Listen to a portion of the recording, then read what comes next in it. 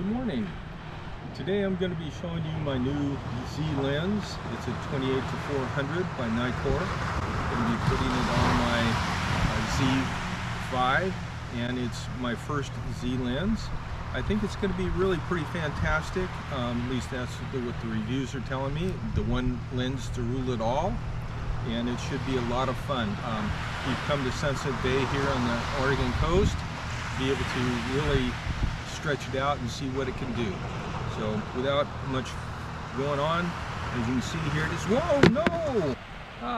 It was okay, it was just fooling. It's already on the camera and ready to go. It does have the hood. I'm going to take and put that on. This is just to help keep lens flare and scattered light getting into the lens. But it goes on really simple. You want to keep it on there. It is fairly small. It's very light. It's on my Z5 camera, and really maybe 2 pounds. It's not a big deal. It extends all the way out to 400. It will lock. It does have a lock, and so that keeps it from extending and things like that when you're just not using it. But we're going to use it and put it through its paces here and see what it can do. Welcome to Sunset Bay. It is part of the Shore Acres State Park and part of what was the Simpson Estate.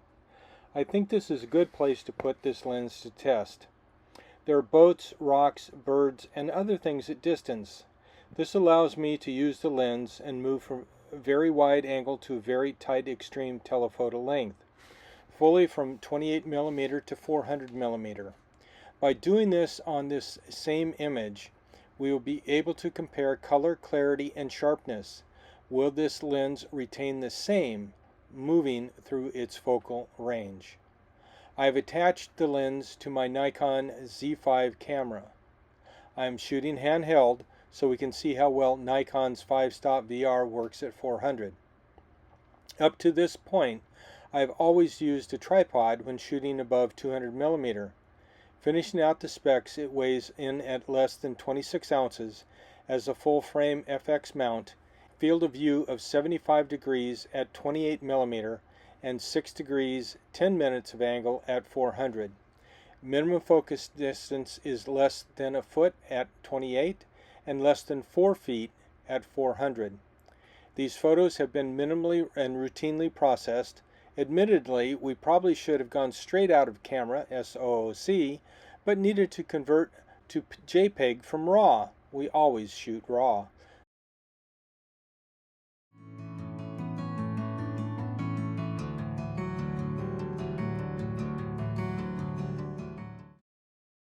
First, we'll compare the bay photos.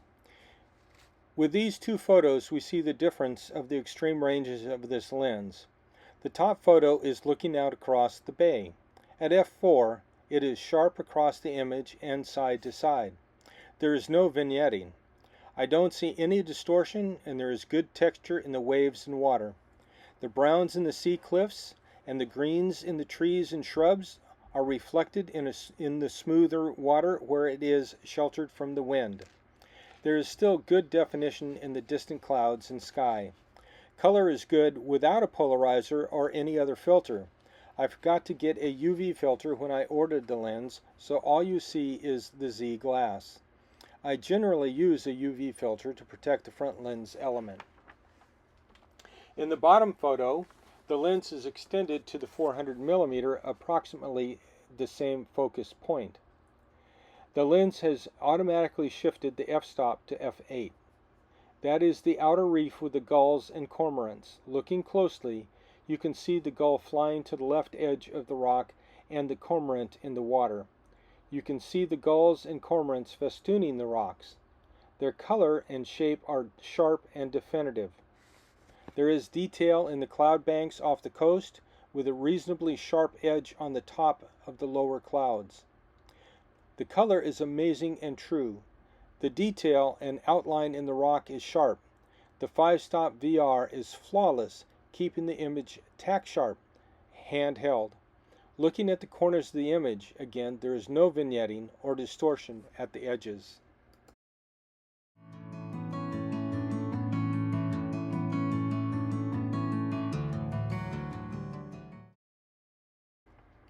Our next comparison is a boat in the distance. These shots are looking across the bay towards the boat ramp. The top photo at 28mm is sharp throughout the shot. The grass in the foreground is sharp, as is the middle ground, the wave edges, and as is the extreme background of the treetops. In fact, in the left center treetop you can see the eagle's nest. Color and clarity are remarkable throughout, excellent fidelity to the color seen with the human eye. Looking at the bottom photo, I have zoomed in on the boat at 400mm. Handheld, it is sharp as a tack. In fact, you can read the brand name on the side of the boat. Please put a comment below if you can read it. No endorsement implied. 2. I think if the outboard motor was turned a bit, you might be able to read its label as well. Color, clarity, and detail have held. In fact, the blossoms on the hillside are seen.